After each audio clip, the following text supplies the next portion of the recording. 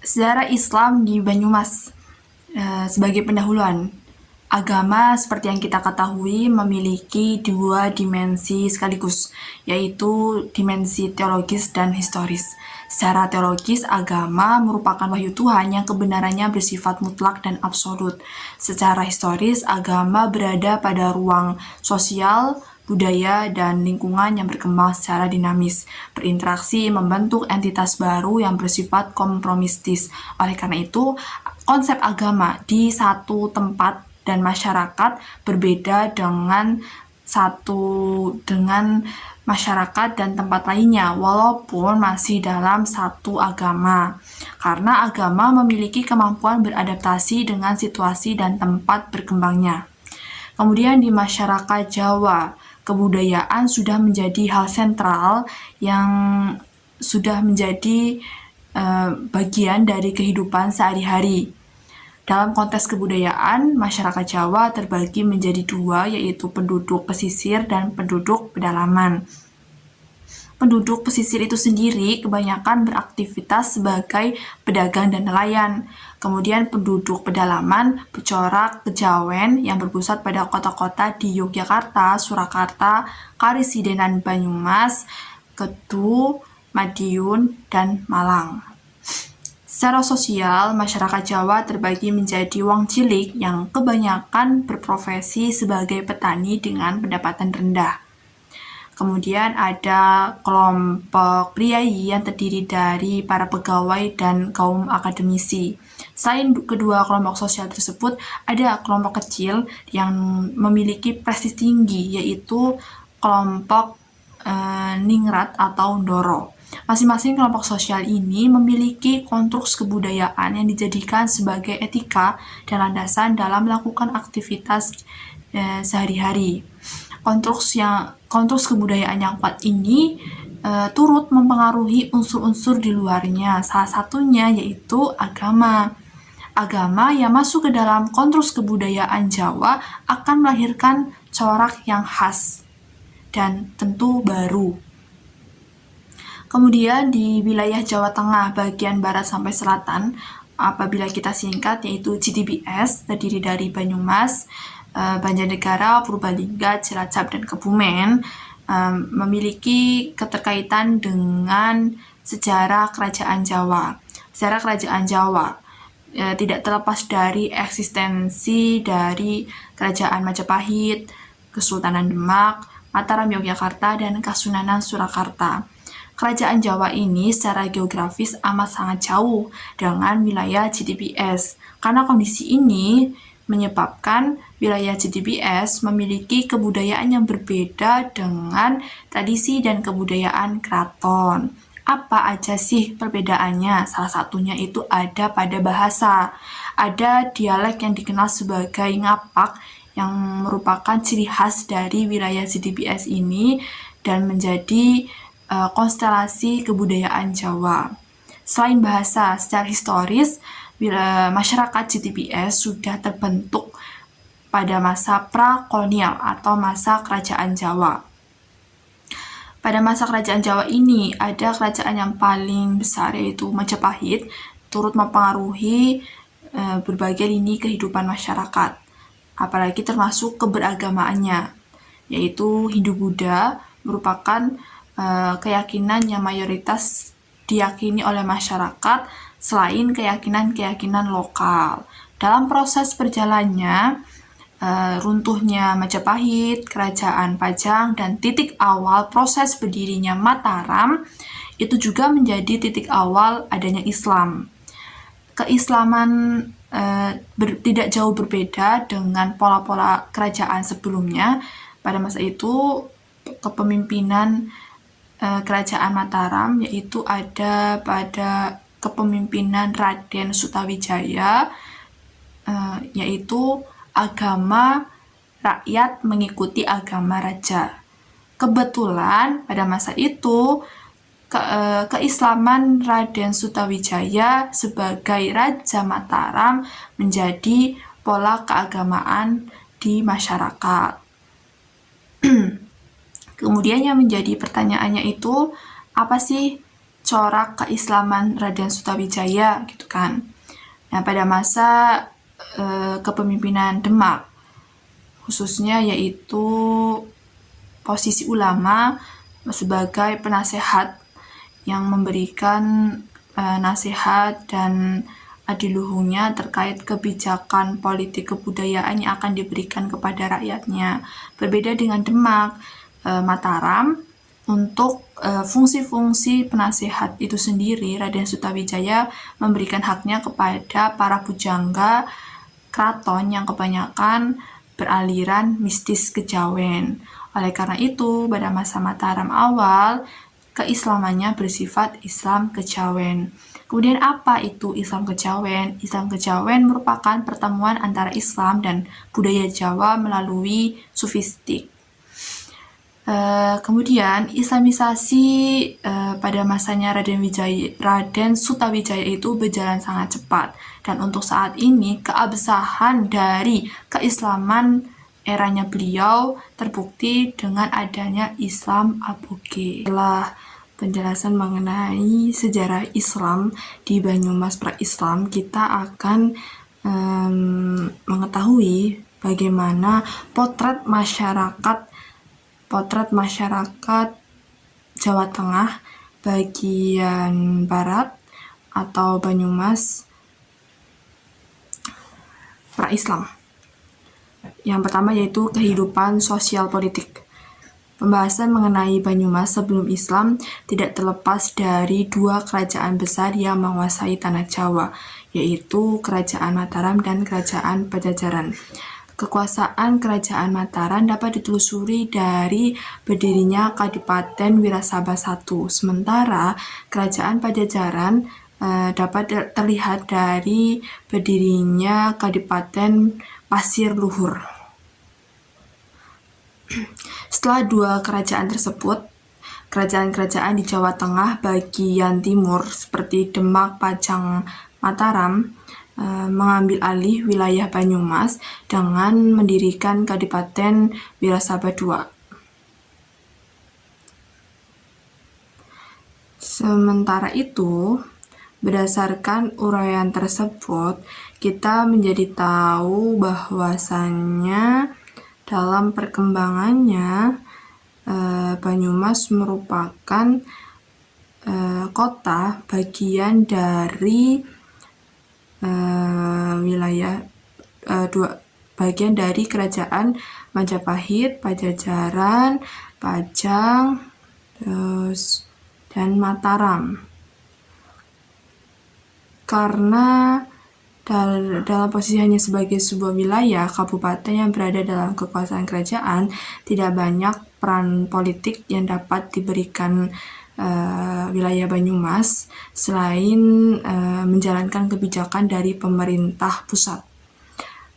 Tidak dijadikannya Banyumas sebagai pusat pemerintahan, kerajaan, dan kondisi geografisnya serta alamnya yang berupa bebatuan, pegunungan, kemudian dan sungai-sungai besar yang mengelilingi wilayahnya menjadikan Banyumas sebagai wilayah yang memiliki ciri khas berbeda dibandingkan dengan wilayah-wilayah yang menjadi bagian dari kerajaan besar di Jawa.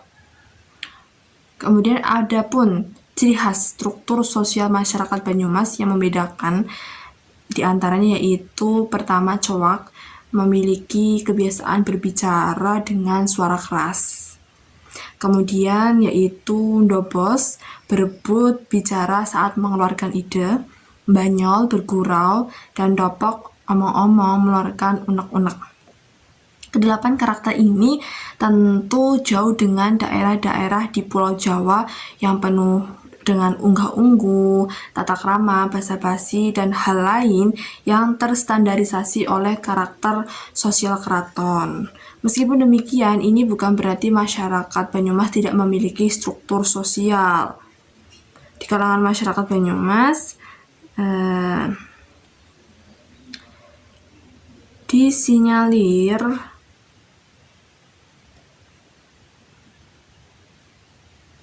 memiliki karakter-karakter yang rajin dan cekatan. Selain kondisi sosial, itu kita akan mengetahui kehidupan ekonomi masyarakatnya. Dari sisi kondisi alam, seluruh daratan di Pulau Jawa dikenal dengan kesuburan tanah dan curah hujannya yang tinggi. Ini menjadikan mata pencaharian mereka sebagai petani dan nelayan. Pola perekonomian masyarakat Jawa sedikit mengalami perkembangan ketika memasuki abad keempat, di mana kerajaan-kerajaan besar di Jawa mulai membuka jalur perdagangan dengan negara-negara lain di kawasan Asia seperti India dan Cina. Kan pada masa ini masyarakat tidak lagi hanya mengandalkan sungai sebagai jalur distribusi perekonomian, tetapi juga laut dengan berbagai dermaga dan pelabuhannya. Kemudian setelah kita melihat potret masyarakat Banyumas pra-Islam, kita akan bergeser ke masa di mana masyarakat Banyumas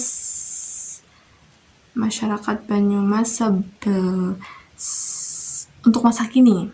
Kondisi masyarakat Banyumas masa kini, kita tahu bahwa masyarakat Banyumas turut mengalami berbagai perubahan diantaranya muncul corak-corak keyakinan-keyakinan baru, diantaranya seperti. Kemudian selanjutnya yaitu Islam di Jawa Tengah bagian selatan dewasa ini atau masa kini. Itu kebangkitan adanya Islam Puritan. Di era saat ini banyak terdapat klaim kontradiktif yang dibuat atas nama Islam. Gerakan purifikasi pemurnian Islam menjadi fenomena yang terus digulirkan dalam sejarah peradaban Islam di berbagai negara termasuk Indonesia. Hal ini ditemukan pada gerakan purifisme yang lahir sebagai paham baru yang dipelopori oleh gerakan Wahabi pada abad ke-18 dan Salafi pada abad ke-19. Gerakan ini bahkan masih aktif hingga abad ke-21 sekarang ini. Puritan menurut Karen Armstrong merupakan agama yang diyakini oleh sekelompok orang yang sangat teguh berpegang pada peraturan-peraturan berdasarkan interpretasi harfiah murni yang bersumber dari kitab suci dan tradisi Islam pada masa-masa awal. Puritanisme ini bertujuan untuk mengajak umat Islam kembali ke sebuah identitas Islam otentik melalui implementasi kembali hukum syariah. Di dalam sistem budaya, kelompok sosial Islam Puritan antara lain berusaha menjauhkan tradisi sinkretis yang mengandung tahayul, bid'ah, dan khurafat seperti selamatan, ziarah kubur, tahlilan, yasinan, terus wayangan, kolek dina, sesaji, ngalap berkah, cari dukun, dan sebagainya. Mereka menganggap selamatan dan sejenisnya meskipun dimasukkan nilai-nilai Islam di dalamnya, tetaplah tidak dibenarkan karena membahayakan tauhid.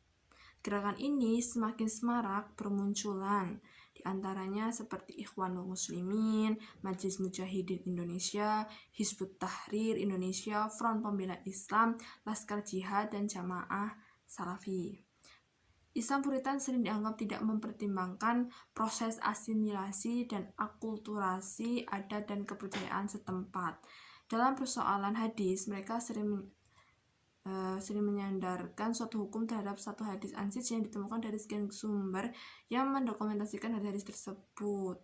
Beberapa fakta yang melatar belakangi mudahnya spirit pembaharuan Wahabi diterima oleh beberapa ulama di Indonesia, antara lain karena medan dakwah Nusantara yang berhadapan langsung dengan ajaran animisme, dinamisme, dan pengaruh Hindu-Buddha. Faktor inilah yang menjadikan para pembaharu Wahabi mudah mengadopsi doktrin pemurnian tauhid dengan harapan agar umat Islam dapat lebih cermat dalam menjalankan ajaran Islam, sehingga tidak tercampur dengan budaya lokal yang tidak sesuai dengan ajaran Islam yang murni.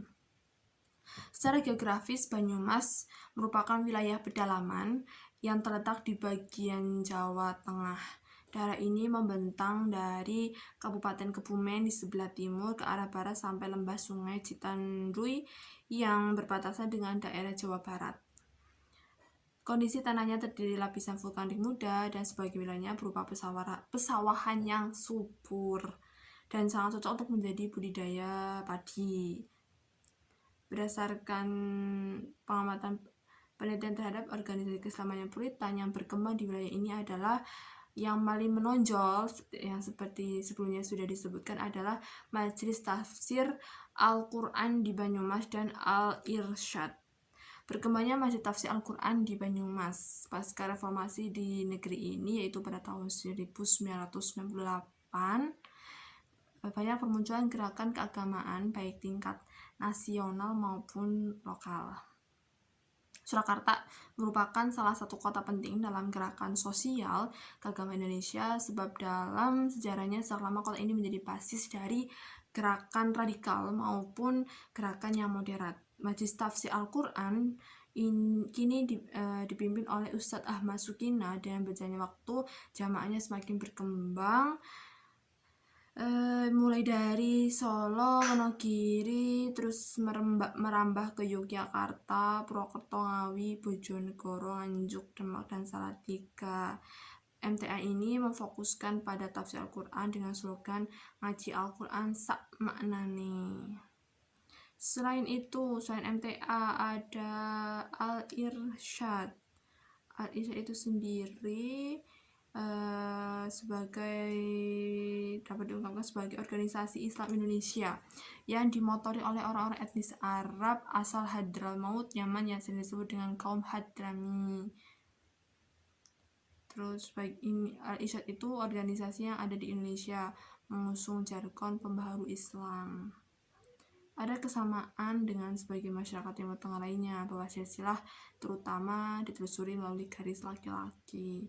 Namun yang penting dicatat bahwa prinsip pendidikan Al-Irsyad dibuat menjadi sistem sekolah yang terpisah sebagai daya dorong untuk menyebarkan rasa kehadramian di antara anak sekolah Al-Irsyad.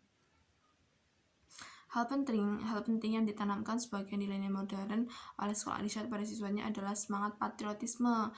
Walaupun kurikulum sekolah pada dasarnya tidak menyebutkan secara spesifik pengajaran Wataniyah, tetapi ada beberapa bukti yang diajarkan kepada para siswa bahwa mencintai tanah airnya menurut kalangan mereka merupakan karakteristik esensial dari manusia modern. Mungkin itu yang dapat saya sampaikan. Wassalamualaikum warahmatullahi wabarakatuh.